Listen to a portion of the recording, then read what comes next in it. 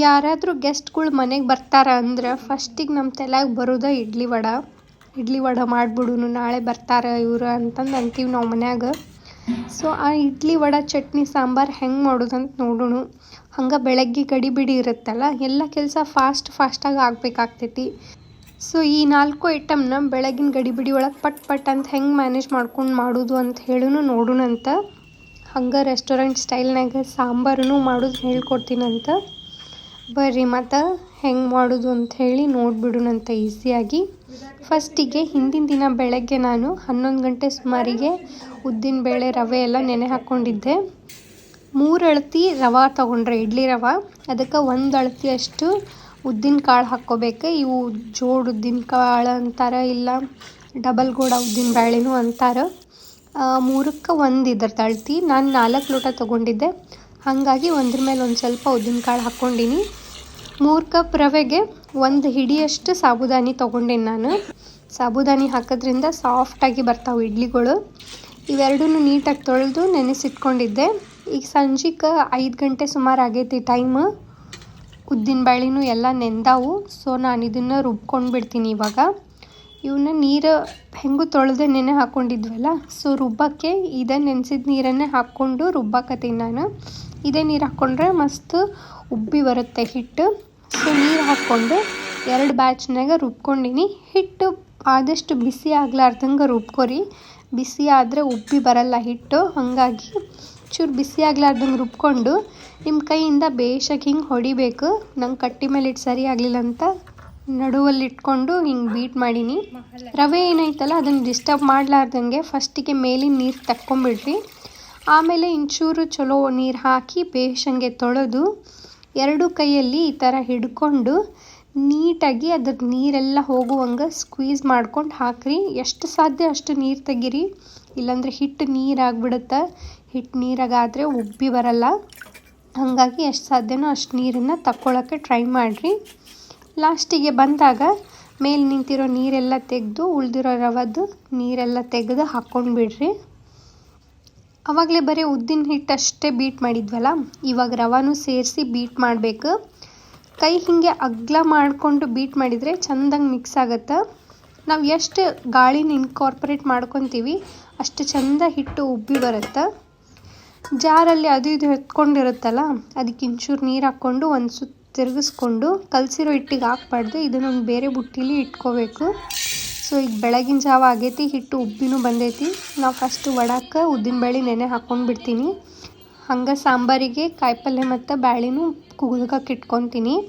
ನಾನಿಲ್ಲಿ flower, beans, carrot ಮತ್ತು ಆಲೂಗಡ್ಡೆನ ನೀರು ಹಾಕ್ಲಾರ್ದಂಗೆ ಬೇಳೆ ಇಡ್ತಿರ್ತೀವಲ್ಲ ಅದ್ರ ಜೊತೆಗೇ ಇಟ್ಟು ಕೂಗಿಸ್ಕೊತೀನಿ. ಬೇಳೆನ ನೆನೆ ಹಾಕ್ಕೊಂಡಿದ್ದೆ. ಸೊ ಇದನ್ನು ಒಂದು 3 ಸೀಟಿ ಕೂಗಿಸ್ಕೋಬೇಕಾಗ್ತೈತಿ ನಾವು, ಅಂದರೆ 2 ನೀಟಾಗಿ ಬೇಯ್ತಾವು. ಕಾಯಿಪಲ್ಯಕ್ಕೆ ನೀರು ಹಾಕೋ ಅವಶ್ಯಕತೆ ಇಲ್ಲ, ಹಾಗೇ 3 ಸೀಟಿ ಮಾಡ್ಕೋರಿ ಇದನ್ನು. ನಮ್ಮ ಅಕ್ಕನ ಮಗಳು ಹೆಲ್ಪ್ ಮಾಡತ್ತಾಳೆ ಇಡ್ಲಿ ಮಾಡೋಕ್ಕೆ ನಮಗೆ. ಮಕ್ಕಳನ್ನೂ ಇದ್ರಾಗೆಲ್ಲ ಇನ್ವಾಲ್ವ್ ಮಾಡಿಕೊಂಡ್ರೆ ಅವ್ರಿಗೂ ಒಂಥರ ಇಂಟ್ರೆಸ್ಟ್ ಹೆಚ್ಚಾಗುತ್ತೆ ತಿನ್ನೋ ಮುಂದೆ. ಈಗ ಇಡ್ಲಿ ಹಿಟ್ಟು ಹೆಂಗೆ ಉಬ್ಬಿ ಬಂದೈತೆ ತೋರಿಸ್ತೀನಿ ನಿಮಗೆ. ನೋಡಿರಿ ಎಷ್ಟು ಮಸ್ತಾಗಿ ಬಂದೈತಲ್ಲ ಹುದುಗ. ನಾನು ಇದನ್ನು 2 ದಿನಕ್ಕಾಗಷ್ಟು ಮಾಡಿಟ್ಕೊಂಡಿದ್ದೆ. ಸೊ ಉಪ್ಪೆಲ್ಲ ಸೇರ್ಸೋಕ್ಕಿಂತ ಮುಂಚೆ ಒಂದು ಅರ್ಧದಷ್ಟು ಹಿಟ್ಟನ್ನ ತೆಗೆದಿಟ್ಕೊಂಡು ಬಿಡ್ತೀನಿ. ಈಗ ಇದಕ್ಕೆ ಉಪ್ಪು, ಒಂದು ಚಿಕ್ಕ ಸೋಡಾ ಸೇರಿಸ್ಕೊಳಕತ್ತೀನಿ ನಾನು. ಸೇರಿಸ್ಕೊಂಡು ನೀಟಾಗಿ ಮಿಕ್ಸ್ ಮಾಡಿಕೊಂಡು ಜಾರಲ್ಲೆಲ್ಲ ಉಳಿದಿದ್ದು ನೀರೆಲ್ಲ ಮಿಕ್ಸ್ ಮಾಡಿಟ್ಟಿದ್ವಲ್ಲ ಅದನ್ನೇ ಹಾಕ್ಕೊಂಡು ಹಿಟ್ಟಿನ ಕನ್ಸಿಸ್ಟೆನ್ಸಿ ಅಡ್ಜಸ್ಟ್ ಮಾಡ್ಕೊಂಡಿನಿ. ಈಗ ಎಣ್ಣೆ ಹಚ್ಚಿರೋ ಇಡ್ಲಿ ತಟ್ಟೆಗೆ ಇಡ್ಲಿ ಹಿಟ್ಟನ್ನ ಒಂದೊಂದಾಗಿ ಹಾಕಿ ನಾನು ಇದನ್ನು 15 ನಿಮಿಷ ಹಬೆ ಒಳಗೆ ಬೇಯಿಸ್ಕೊತೀನಿ. ಇದೇ ಇಡ್ಲಿ ಹಿಟ್ಟನ್ನ ಸೆಕೆಂಡ್ ಟೈಮ್ ಮಾಡ್ಕೊಳಕ್ಕೆ ಹೋದಾಗ ಹುಳಿ ಆಗುತ್ತಲ್ಲ, ಅವಾಗ ನಾವು ಕಂಚಿ ಇಡ್ಲಿ ಅಂತ ಹೇಳಿ ಮಾಡ್ತೀವಿ ರೆಸಿಪಿ. ಅದು ಚೆನ್ನಾಗಿರುತ್ತೆ. ಅದರ ರೆಸಿಪಿನೂ ನಾನು ನೆಕ್ಸ್ಟ್ ವೀಡಿಯೋನಾಗ ತೋರಿಸ್ಕೊಡ್ತೀನಿ, ಮಿಸ್ ಮಾಡಲಾರ್ದಂಗೆ ನೋಡಿರಿ ಅದನ್ನು. ಸಾಂಬಾರಿಗೆ ಒಗ್ಗರಣೆ ಹಾಕ್ಕೊಂಬಿಡೋಣ. ಅದಕ್ಕೊಂದು ಮಸಾಲೆ ರುಬ್ಕೋಬೇಕು. ಒಂದು 10-15 ಬೆಳ್ಳುಳ್ಳಿ ಎಸಳು, 1 ಇಂಚಿನಷ್ಟು ಅಲ್ಲ, ಒಂದು ಸ್ವಲ್ಪ ಟೊಮ್ಯಾಟೊ, ಮತ್ತು ಇದಕ್ಕೊಂದು ಸ್ವಲ್ಪ 1 ಹಿಡಿಯಷ್ಟು ಹಸಿ ಕೊಬ್ಬರಿ, ಒಂಚೂರು ಕೊತ್ತಂಬರಿ, 1-2 ಸ್ಪೂನಷ್ಟು ಸಾಂಬಾರು ಪೌಡರು, ಒಣ ಖಾರ, ಅರಿಶಿನ ಪುಡಿ, ಮತ್ತು ಒಂಚೂರು ಜೀರಿಗೆ, ಒಂದು ಸ್ವಲ್ಪ ಕರಿಬೇವಿನ ಎಲೆ ಹಾಕ್ಕೊಂಡು ಒಂಚೂರು ಹುಣಸೆಹಣ್ಣು ಹಾಕಕತ್ತೀನಿ. ಇದಕ್ಕೇ ನೆನೆಸಿದ ಹುಣಸೆಹಣ್ಣು ಹಾಕಿ ನೀರು ಸೇರಿಸಿ ರುಬ್ಕೊಂಡ್ಬಿಡ್ಬೇಕು. ಈಗ ಸಾಂಬಾರಿಗೆ ಒಗ್ಗರಣೆ ಹಾಕೋಣಂತ. ಒಂದು ಪಾತ್ರೆ ಇಟ್ಟು ಅದಕ್ಕೆ ಎಣ್ಣೆ ಹಾಕಿ ಸಾಸಿವೆ, ಒಂದು ಸ್ವಲ್ಪ ಮೆಂತ್ಯ, ಒಂದು 2 ಒಣಮೆಣಸಿನ್ಕಾಯಿ, ಜೀರಿಗೆ, ಇಂಗು, ಕರಿಬೇವು, ಉಳ್ಳಾಗಡ್ಡಿ ಎಲ್ಲ ಹಾಕಿ ಒಂಚೂರು ಫ್ರೈ ಮಾಡ್ಕೊರಿ. ಇದು ಫ್ರೈ ಆದಮೇಲೆ ಸಣ್ಣಕ್ಕೆ ಹೆಚ್ಚುತ್ತೀವಲ್ಲ ಕ್ಯಾಪ್ಸಿಕಮ್, ಅದನ್ನು ಹಾಕ್ಕೊಂಡು ಅದನ್ನು ನೀಟಾಗಿ ಬೇಯಿಸ್ಕೊರಿ. ಇದಕ್ಕೀಗ ಸಣ್ಣಕ್ಕೆ ಹೆಚ್ಚಿರೋ ಟೊಮೆಟೊ ಹಾಕಿ ಆವಾಗಲೇ ರುಬ್ಬಿಟ್ಕೊಂಡಿದ್ವಲ್ಲ ಮಸಾಲ, ಅದನ್ನು ಹಾಕಿ ಒಂಚೂರು 1-2 ಕುದಿ ಬರುವಷ್ಟು ಕುದಿಸ್ಕೊರಿ. ಈ ಮಸಾಲ ಎಲ್ಲ ಎಣ್ಣೆ ಬರೋವರೆಗೂ ಕುದಿಸ್ಬೇಕಂತೇನಿಲ್ಲ, ಒಂಚೂರು ಹಸಿ ವಾಸನೆ ಹೋದರೆ ಸಾಕು. ಇವಾಗ ಆವಾಗಲೇ ಕೂಗಿಸ್ಕೊಂಡಿದ್ವಲ್ಲ ಕಾಯಿಪಲ್ಯ ಎಲ್ಲ ಸಣ್ಣದಾಗಿ ಹೆಚ್ಚಿ ಅದನ್ನು ಹಾಕಿ ಮಿಕ್ಸ್ ಮಾಡಿ ಬೇಳೆದು ಕಟ್ಟಷ್ಟು ಹಾಕ್ಕೊಳತ್ತೀನಿ ನಾನು. ಫಸ್ಟು ಕಟ್ಟೆಲ್ಲ ಒಂದು ಕುದಿ ಬಂದಮೇಲೆ ಬೇಳೆನ ಒಂಚೂರು ಚೆಂದಂಗೆ ಸ್ಮ್ಯಾಶ್ ಮಾಡಿ ಹಾಕ್ಕೊಳಕತ್ತೀನಿ. ಹಾಗೆ ನಮಗೆ ನೀರು ಎಷ್ಟು ಬೇಕು ನೋಡಿರಿ ಅಷ್ಟು ಹಾಕ್ಕೊಂಡು ಕನ್ಸಿಸ್ಟೆನ್ಸಿ ಎಲ್ಲ ಅಡ್ಜಸ್ಟ್ ಮಾಡ್ಕೊಳತ್ತೀನಿ. ಇದಕ್ಕೀಗ ರುಚಿಗೆ ತಕ್ಕಂಗೆ ಉಪ್ಪು ಬೆಲ್ಲ ಹಾಕಿ ಬೇಷಂಗೆ ಕುದಿಸ್ಬೇಕು. ಸಾಂಬಾರು ಎಷ್ಟು ಚಲೋ ಕುದಿತೈತೋ ಅಷ್ಟು ರುಚಿ ಬರುತ್ತೆ. ಸಾಂಬಾರು ಎಣ್ಣೆ ಬಿಟ್ಕೊಳ್ಳೋವರೆಗೂ ಕುದಿಸ್ರಿ.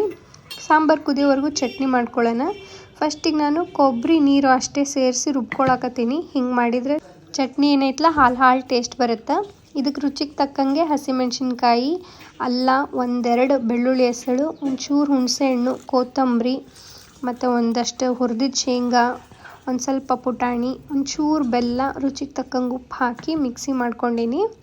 ಆಮೇಲೆ ಇದ್ರ ಕನ್ಸಿಸ್ಟೆನ್ಸಿ ನೋಡ್ಕೊಂಡು ನೀರು ಹಾಕಿ ಇನ್ನೊಂಚೂರು ರುಬ್ಕೊಂಡು ಸೇರಿಸ್ಕೊಂಡೀನಿ. ಚಟ್ನಿ ರೆಡಿ ಆಯ್ತು ನಮ್ಮದು. ಇದಕ್ಕೊಂದು ಒಗ್ಗರಣೆ ಮಾಡ್ಕೊಂಡು ಬಿಡೋಣ. ಸಾಸಿವೆ, ಜೀರಿಗೆ ಮಾಮೂಲಿನೇ, ಒಂಚೂರು ಹಿಂಗೆ ಹಾಕಿ ಒಣಮೆಣಸಿನ್ಕಾಯಿ, ಕರಿಬೇವು ಹಾಕಿ ಒಗ್ಗರಣೆ ಮಾಡ್ಕೊಂಡೀನಿ. ಒಂಚೂರು ಒಗ್ಗರಣೆನ ನಾನು ಸಾಂಬಾರಿಗೂ ಹಾಕಾತೀನಿ. ಸಾಂಬಾರಿಗೆ ಮೇಲೆ ಒಗ್ಗರಣೆ ಕೊಡೋದ್ರಿಂದ ಘಮನೂ ಚೆನ್ನಾಗಿ ಅನಿಸುತ್ತೆ. ಈ ಸಾಂಬಾರು ನೀವು ಬರೀ ಇಡ್ಲಿಗಷ್ಟೇ ಮಾಡಬೇಕಂತೇನಿಲ್ಲ, ರೈಸ್ಗೂ ಭಾಳ ಟೇಸ್ಟಿ ಆಗ್ತೈತಿದು. ನಾವು ಇಡ್ಲಿ ಮಾಡಿದಾಗ ರೈಸ್ಗೂ ಇದೇ ಸಾಂಬಾರನ್ನೇ ಬಳಸ್ತೀವಿ. ಸೊ ಚಟ್ನಿ ಸಾಂಬಾರು ಎರಡೂ ರೆಡಿನೇ ಆಗೋಯ್ತು. ಇವಾಗ ಇವೆರಡೂ ರೆಡಿ ಆಗೋಷ್ಟರೊಳಗೆ ನಮ್ಮ ಉದ್ದಿನ ಬೇಳೆನೂ ನೆಂದಾವು ವಡೆ ಮಾಡೋಕ್ಕೆ. ಸೊ ಇದನ್ನೊಂದು ಜಾರಿಗೆ ಹಾಕ್ಕೊಳಕತ್ತೀನಿ ನಾನು. ಜಾರಿಗೆ ಹಾಕ್ಕೊಂಡು ಇದಕ್ಕೊಂಚೂರು ರುಚಿಗೆ ತಕ್ಕಂಗೆ ಉಪ್ಪು ಸೇರಿಸಿ ನೆಂದಿರೋ ನೀರೇನಿರುತ್ತಲ್ಲ ಅದೇ ನೀರು ಸ್ವಲ್ಪ ಹಾಕ್ಕೊಂಡೀನಿ. ಭಾಳ ನೀರು ಹಾಕ್ಕೋಬಾರ್ದು. ಈ ಹಿಟ್ಟು ಎಷ್ಟು ಗಟ್ಟಿ ಇರುತ್ತೋ ಅಷ್ಟು ಚಲೋ. ಹಾಕ್ಕೊಂಡು ರುಬ್ಬಕ್ಕೆ ಎಷ್ಟು ಬೇಕೋ ಅಷ್ಟೇ ನೀರು ಹಾಕ್ಕೊಂಡು ರುಬ್ಕೊಂಡೇನಿ ನಾನು ಇದನ್ನು. ಈಗ ಈ ರುಬ್ಬಿರೋ ಹಿಟ್ಟನ್ನ ಒಂದು ಪಾತ್ರೆಗೆ ಟ್ರಾನ್ಸ್ಫರ್ ಮಾಡ್ಕೊಂಡು ಬಿಡೋಣ. ಇದಕ್ಕೊಂದು ಚಿಟಿಕೆ ಸೋಡಾ ಸೇರಿಸಿ ಬೇಷಂಗೆ ಇಡ್ಲಿ ಹಿಟ್ಟು ಹೆಂಗೆ ಬೀಟ್ ಮಾಡ್ಕೊಂಡಿದ್ವಲ್ಲ ಹಂಗೆ ಬೀಟ್ ಮಾಡ್ಕೋಬೇಕು. ಇದು ಎಷ್ಟು ಬೀಟ್ ಮಾಡ್ತೀವೋ ಅಷ್ಟು ಫ್ಲಫಿಯಾಗಿ ಬರ್ತಾವೆ ನಮ್ಮ ವಡೆ, ಅಷ್ಟು ಉಬ್ಬಿ ಬರ್ತಾವೆ. ಸೊ ಇದು ಬೀಟ್ ಆಗೈತಿ. ಈಗ ಈ ವಡಾಕ್ಕೆ ಟ್ರೆಡಿಷ್ನಲಿ ಭಾಳ ದಿನಸ ಹಾಕ್ತಾರೆ. ಹೆಚ್ಚಿದ ಅಲ್ಲ, ಜೀರಿಗೆ, ಕರಿಬೇವು, ಕೊತ್ತಂಬರಿ, ಉಳ್ಳಾಗಡ್ಡಿನೂ ಹಾಕ್ತಾರೆ. ಒಬ್ಬೊಬ್ಬರು ಸಣ್ಣಕ್ಕೆ ಹೆಚ್ಚಿರೋ ಹಸಿ ಕೊಬ್ಬರಿನೂ ಹಾಕ್ತಾರೆ. ನಾನು ಇದಕ್ಕೆ ಕರಿಬೇವು, ಹಸಿ ಕೊಬ್ಬರಿ, ಮೆಣಸಿನ ಪುಡಿ ಅಷ್ಟೇ ಹಾಕ್ಕೊಂಡೀನಿ, ಮತ್ತೇನು ಹಾಕ್ಕೊಂಡಿಲ್ಲ. ಕೈಗೆ ನೀರು ಹಚ್ಚಿ ಸಣ್ಣ ಸಣ್ಣ ವಡೆ ಮಾಡಿ ಎಣ್ಣೆಗೆ ಬಿಡಾಕತ್ತೀನಿ ನಾನು. ನಿಮಗೆ ಹಿಂಗೆ ಬಿಡೋದು ಕಷ್ಟ ಅನಿಸಿದ್ರೆ ಗುಂಡನ್ನು ಬಜ್ಜಿ ಥರನೂ ಮಾಡ್ಕೋಬೋದು. ಇದೇನು ಭಾಳ ಡಿಫಿಕಲ್ಟ್ ಇಲ್ಲ. 1-2 ಸಲ ಶೇಪ್ ಸರಿಗೆ ಬರಲ್ಲ, 3ನೇ ಸಲ ಕರೆಕ್ಟಾಗಿ ಬರ್ತಾವೆ. ನನಗೂ ಇನ್ನೂ ಅಷ್ಟು ಪರ್ಫೆಕ್ಟಾಗಿ ಬರಲ್ಲ, ಬಟ್ ಪರವಾಗಿಲ್ಲ, ತೂತಂತೂ ಆಗುತ್ತೆ ವಡೆಗೆ. ನೋಡೋಕ್ಕೆ ತೂತು ವಡೆ ಅನಿಸಿದ್ರೆ ಸಾಕಲ್ಲ, ಬಾಯಲ್ಲಿ ರುಚಿ ಅದ್ರ ಥರ ಇರಬೇಕು. ಸೊ ಒಂದೊಂದು ವಡೆ ಎಣ್ಣೆಗೆ ಬಿಟ್ಕೊಳಕತ್ತೀನಿ. ವಡೆ ಪೂರ್ತಿ ಕಲರ್ ಬಂದ ಮೇಲೆ ತಿರುಗಿಸ್ಬೇಕು, ಅಲ್ಲಿ ಮಟ್ಟ ತಿರುಗಿಸ್ಬಾರ್ದು. ಮೊದಲೇ ತಿರುಗಿಸ್ಬಿಟ್ರೆ ಕಲರು ಕರೆಕ್ಟಾಗಿ ಬರೋಂಗಿಲ್ಲ.